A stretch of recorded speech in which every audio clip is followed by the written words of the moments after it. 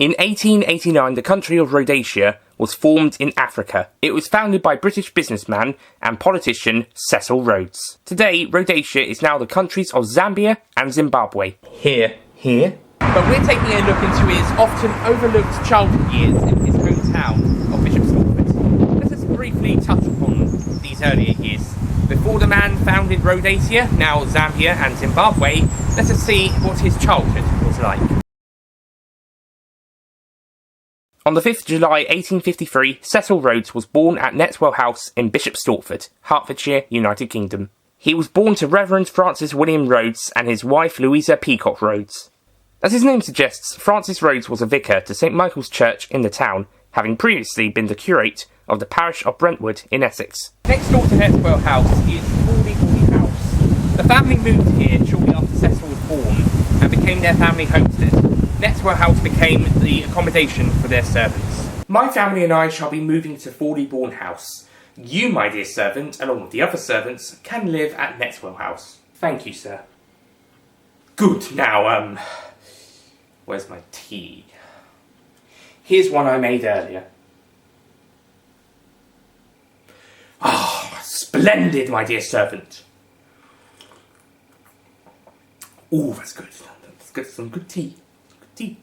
Cecil spent most of his childhood wandering around the town of Bishop Stortford. Later, he attended the original Bishop Stortford High School here on High Street. No, not that Bishop Stortford High School. This original Bishop Stortford High School. Built in 1850 on the former site of the renowned Bishop Stortford Grammar School, the original Bishop Stortford High School stands on the corner of High Street and Church Street, next to St Michael's Church, and sits opposite Basbow Lane and the police station. The high school moved to larger premises on Haddon Road, and the 1850 became the St Michael's Parish Hall. Today, it is a hair salon and has been since 1988. Rhodes left school at the age of 15, something kids today could only dream of, but the law says they have to be 18 before leaving full-time education. Focus! After that, he studied under his father, probably in religion, and helped his mother teach Bible classes. He and his brothers were expected to take part in regular parish work and attend regular services at St Michael's Church. Cecil's preference job was to become a barrister, a type of lawyer in common law jurisdictions. However, his father wanted him to go into holy orders. Son, I would like you to go into holy orders for a career. But Daddy, I want to become a barrister. A barrister? A barrister? The very idea. And what's the point? What are you doing with my hat? This is my hat.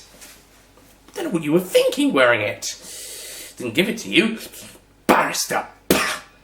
The very idea.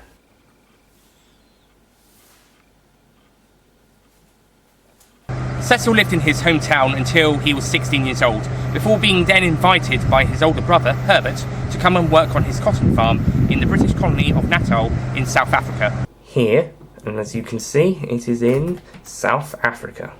And so ends Cecil's life in his hometown. As this short documentary is only focusing on some information from Rhodes' childhood before going off to Africa, I thought it would be a good idea to interview my Zimbabwean friend, Kuda Timba, about his thoughts on Cecil Rhodes. Kuda, thank you for taking part in this interview. Thank you for having me. So, how do you feel about Cecil Rhodes founding Zimbabwe and Zambia? I don't believe he found anything. If someone walked into your home and said, "I have discovered a new land," would you say they have found your house? How is Rhodes perceived or seen as by general Zimbabweans? Most Zimbabweans have other more pressing matters to deal with than to think about Rhodes, but if you were to ask them, they would probably have a negative opinion about him. How much of an influence do you think Rhodes has had on Zimbabwe? Well, there was this thing called colonization that happened. I'm not sure if anyone has heard of it. In my view, conflating the sins of an entire nation onto one individual does not lead to progress. Is there any other feelings that you or any other Zimbabweans have towards Rhodes? Nothing I can say on camera. Is there any final things you would like to say about this subject/topic? Well, his actions are a part of Zimbabwean history. They are not the only thing that define us as Zimbabweans. We have our own culture and our own lives that go beyond colonialism. And if anything, I'd want that to be our legacy rather than anything Rhodes has done. Kuda, thank you for taking part in this interview and thank you for being here. You're welcome.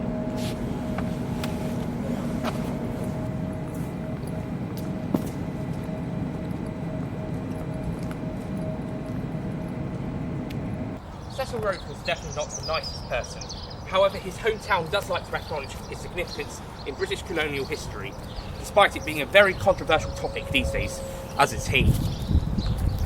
And whilst there have been many significant people who were born and or have lived in Bishop Stortford, Cecil Rhodes remains the town's most famous resident. Today, Netwell and Fawley-Bourne houses are home to the Rhodes Arts Complex, which includes the Bishop Stortford Museum, theatre, cinema, art gallery, dance studio, conference rooms, and a small garden area and a bar, and hosts live music and classes. The original house exteriors remain in the garden and can still be seen by passers-by on South Street. There's no denying Rhodes remains very significant to his hometown. However, we do have to accept that not all notable citizens from hometowns and cities are the best of people, though we can still acknowledge them to some degree, for better or for worse. One thing I do like to think about Rhodes is that whilst living in his hometown, there may have been some goodness left inside of him whilst living there,